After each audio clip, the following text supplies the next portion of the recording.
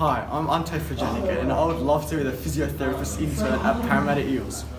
In this video I will highlight my immense knowledge of the skeletal and muscular system, showing my knowledge of the anatomy, which is the structure of the body, and the physiology, which is the functions of the body. The skeletal system, one of my favourite systems of the body. So let's go through some of its functions.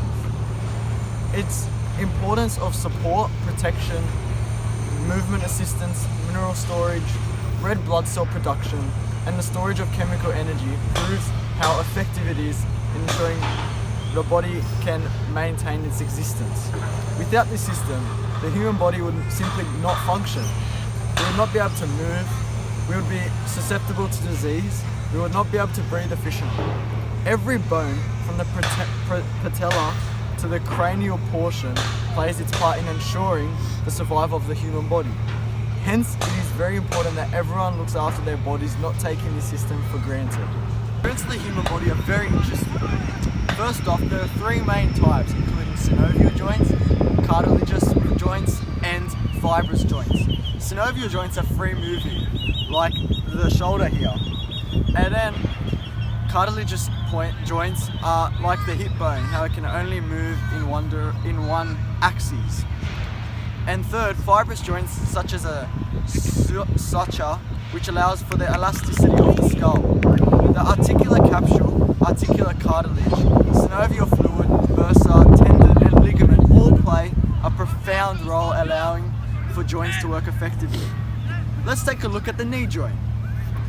Here in the knee joint, the fibula and patella and tibia all work in unison to move this joint. Additionally, the synovial fluid makes it easy for this joint to move around. Further, the ligament connective tissue controls the bones that make the joint capable of working. How awesome is that? You can see here, through this movement, or a bicep curl as you may like, here you can see the joint is in a flexion, and then as I release, it is in an extension. How awesome is that?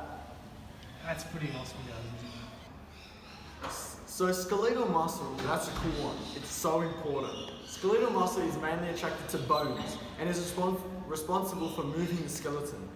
Every movement we make is a result of the skeletal muscle. An example of this is the bicep, which allows for our arms to move effectively and efficiently, like this. So let's move on to muscle relationships. So the three main types are agonists, antagonists, and stabilizers. So the agonists are the primary movers that essentially provide the bone with the desired movement. For example, this would be evident in a bicep curl, where the bicep is providing the main movement of the bone. Now, the antagonist is what opposes the motion. So in this case of bicep curls, we can see that the triceps extending to allow the bicep to be the agonist of the movement. And then for stabilizers, we can see this, they aid the agonist in the control of the movement. So we can see this in a bicep curl, for example, again, as the forearm muscles stabilizing the movement to allow the biceps to get the full control and providing the foundation for the movement. So the different bones involved in the push-up are the bones of the shoulder and hands, including the scapula, the sternum, the humerus, the ulna, the radius, the carpals, metacarpals, and phalanges. So in a push-up, as you come down, it is a flexion because the angle between the humerus and the ulna decreases.